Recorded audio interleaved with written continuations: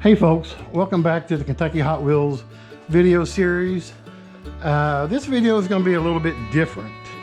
As some of y'all might remember, I've been working on this next custom that I've had laying around for way too long. I need to get back on it. I just haven't had time to do anything with it. Weather's not supposed to be so nice this weekend. I think we're actually supposed to get some snow. So I decided to do something a little bit different. I get a lot of questions over the years about aftermarket parts. What to use, what not to use, what's good, what's bad. And, you know, sometimes it's a flip of a coin. Some stuff is crap, some stuff works pretty well. But I'm going to concentrate on the carburetor. This is a Solex carburetor that's always been on the car. I rebuilt it about 4 years ago. I actually replaced the intake barb tube with a barb tube that actually screws in. There should be a video on the channel about that. But anyhow, it works fine, nothing wrong with it. But what I thought I would do is buy a cheap aftermarket carburetor just to see how well it does. So after looking around, I actually found one on Amazon for about 60 bucks. It's a no-name carburetor. I think it's sold under many different names, so I'm sure it's probably made in China. But I went ahead and ordered it, and it should be here tomorrow. And I thought, well, while the weather's so crappy, I'll go ahead and replace it right out of the box. No adjustments, nothing. Put it on there, fire it up, and run it for a year just to see how it does. And then kind of compare it to the OEM carburetor and go from there. Maybe give somebody some insight and some ideas of what they might be looking at if they go that route. So anyhow, hopefully we'll be here tomorrow and we'll give it a try and see what happens. In the meantime, let's go ahead and fire Mabel up. Like I said, it's cold today, and see what she does.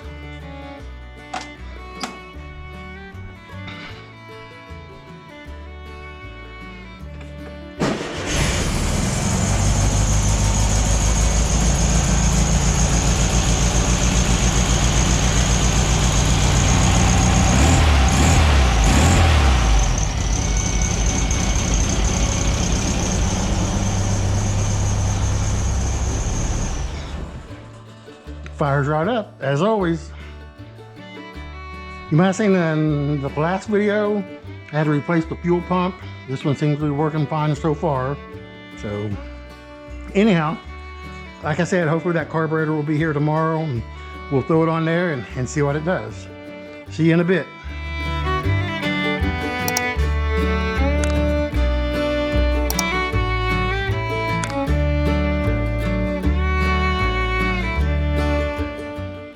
Hey folks, welcome back. It is the next day. Still waiting for the carburetor to be delivered. Hopefully it'll be here in the next hour or so. As you can see, we actually did get a little bit of snow last night, but nothing too bad. It's not terribly cold today, so it should be decent working conditions. So I figured while we're waiting for the new carb to get here, we'll go ahead and remove the existing carb. Should only need a few tools for this process. Hopefully it'll go pretty well. Just a 13mm wrench and 2 screwdrivers. We'll start by removing the oil bath.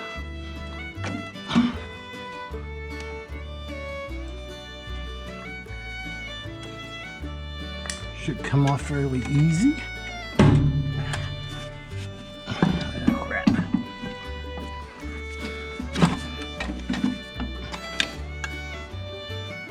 Set that aside. Next, we want to remove the throttle cable retainer here. Sometimes if these have been on here for a while, it can be a little bit of a pain. This one looks like it's going to come off fairly easy. Okay. We'll slide the throttle cable back. Back. Okay, that's out. Now we'll remove the power for the idle shut-off valve. Remove the power for the automatic choke. We'll loosen the clamp for the fuel intake. Oh, it's gonna be a pain.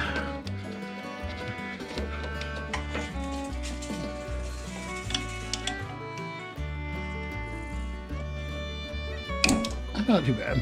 This is the barb that I was talking about before that I installed a few years ago. I just drilled and tapped the casing here and threaded in the new barb. Keep the fuel from ever having a chance to slide off. Okay, next, all we need to do is remove these 13mm nuts.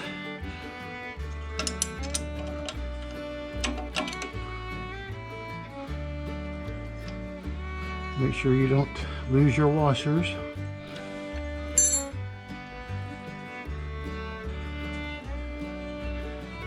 Hands are a little bit cold, but not numb.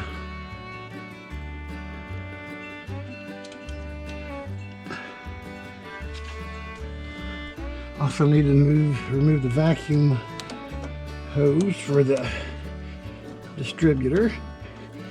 And it's already off. I'll take that off in a second. Now the one that's hardest to get to, here in the back. Sometimes you just got to feel your way back there. Again, I want to do like I did before with the install of the fuel pump. Let's remove the distributor cap. Give us a little more room.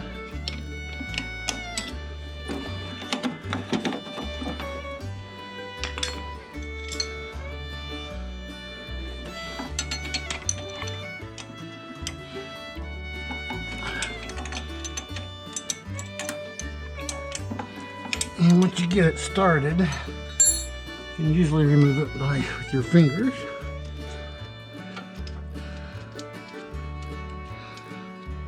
Again, be sure not to drop your washer.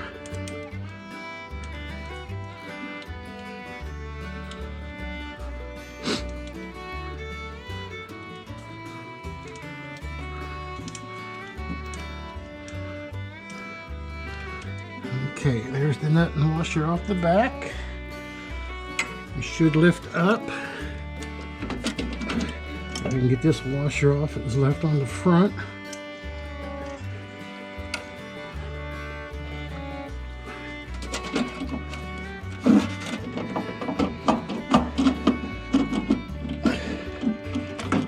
All right, she's off. That's all there is to it. Now we just have to wait for the new carburetor to get here. I'll clean the intake off a little bit, and when it gets here, we'll get back on it. Hey guys, welcome back. As you can see, the carburetor did arrive, and as suspected, it's made in China. The brand name is Thunder Mingo. Never heard of it before, but it is high quality because the box says so. So let's open it up and see what we've got to work with. Again, not familiar with it, never heard of the brand before, and we're going to install this right out of the box.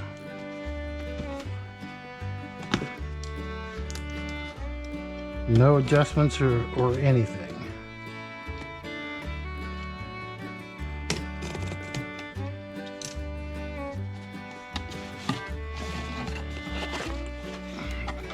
I will say it's actually packaged fairly well. Oop.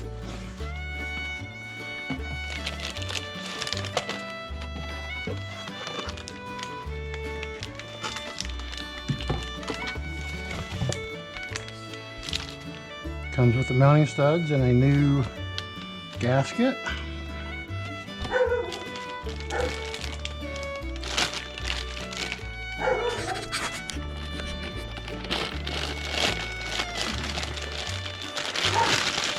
all nice and shiny.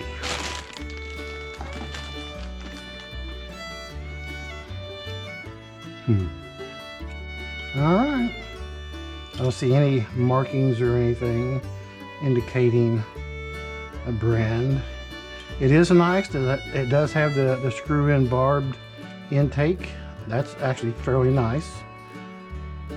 I do have to remove this adapter plate in case I was running an alternator. I don't need this adapter plate, so I'll remove it. So let me remove it and we'll be back and we'll get her installed. Okay, I've got the adapter plate removed. I've got the mounting studs installed, plus the new gasket. One thing it did not come with is the little retainer for the throttle cable. So I have to use the one off my old carburetor, no big deal. But comparing, I mean, they weigh about the same, they look about the same.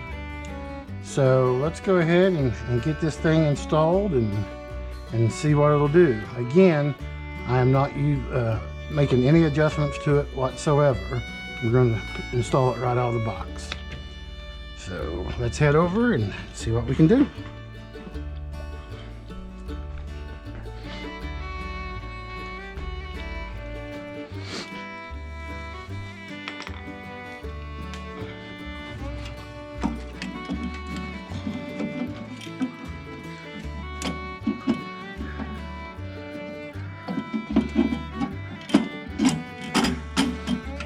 Okay, she's down there.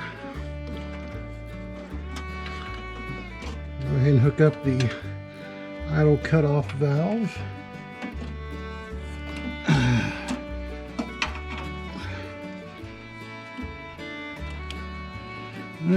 Hopefully my choke wire is going to be long enough here. I have to cheat just a little bit and bring it over this way. No big deal.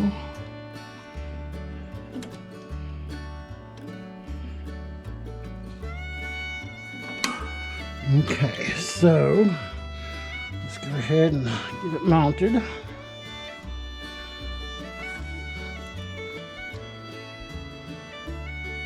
Try to do this without dropping anything.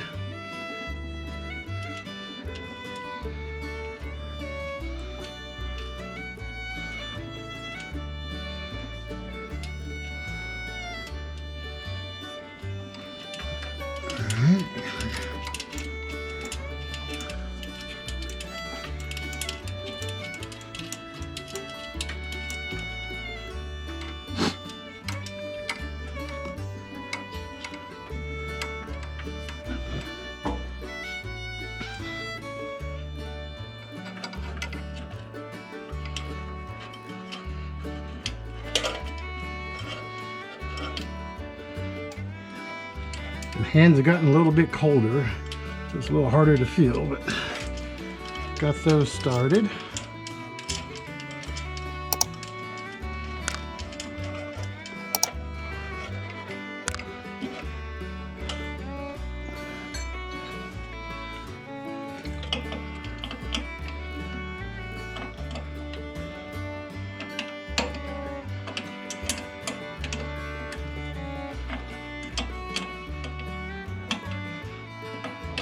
If you don't have one of these sear wrenches, it's a good investment, especially for projects like this. It kind of helps you get around to the back there.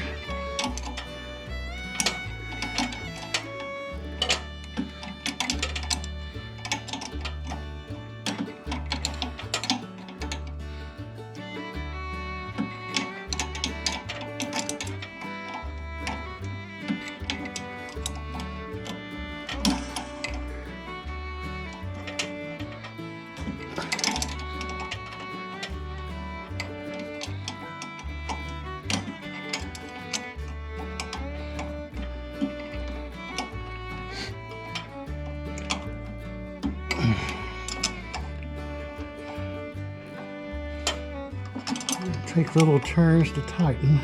I'm doing this in real time so you can see exactly what you're getting yourself into if you decide to do this yourself. All right, that should be plenty tight. All right, let's see if we can feed this throttle cable up through here.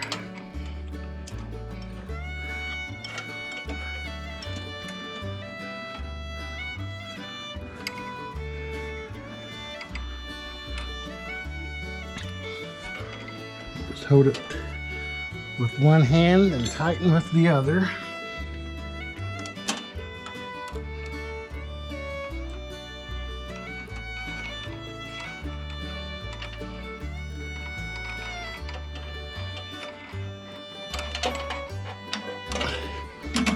Alright, let's get the cover off the barb for the intake. Let's see, we can go ahead and put the distributor cap back on.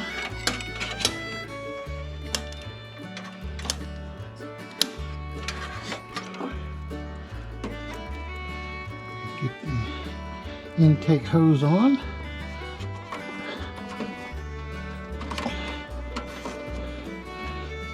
Get off there.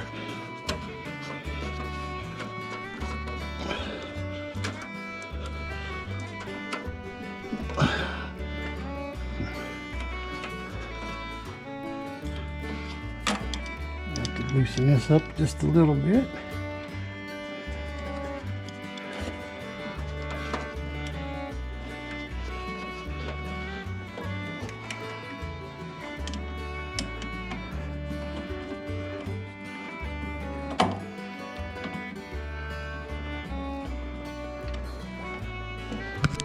Alright, not going anywhere. Alright, that just leaves the vacuum for the distributor.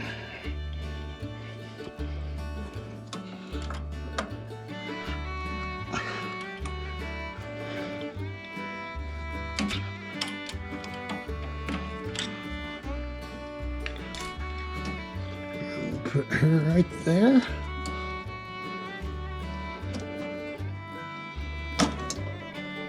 Maybe.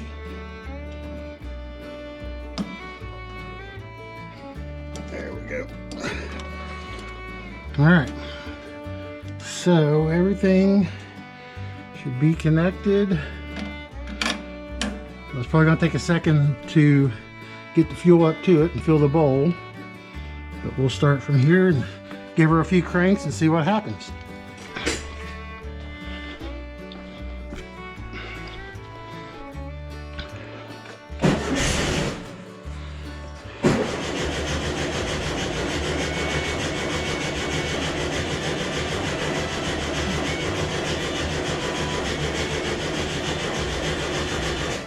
Okay, make sure we don't have any leaks going on. Don't see anything. See if we can give her some gas.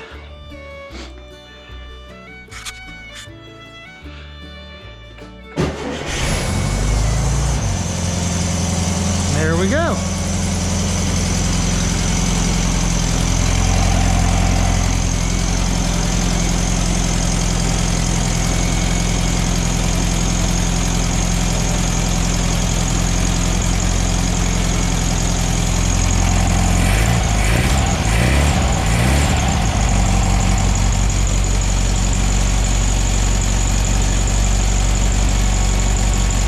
Make sure the choke kicks off here.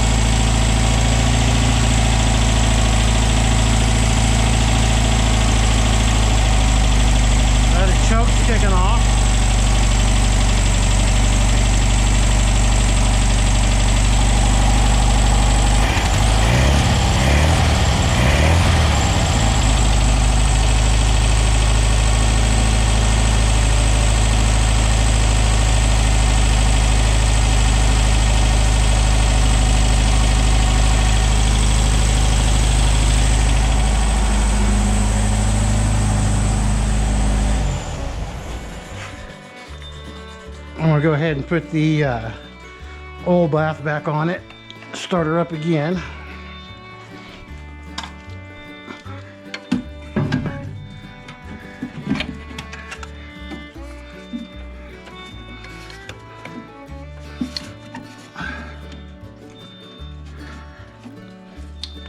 And like I mentioned before, I only intend to run this for about a year, just to see how it holds up. I'll probably do an update every couple months or so, because I'm sure eventually, especially when the weather warms up, I'll probably have to do some adjusting to it, make sure there's no vacuum leaks anywhere. But out of the box, it did start, so that's a good thing, I guess. So with the oil bath back on, let me start it up again just to verify everything's working like it should.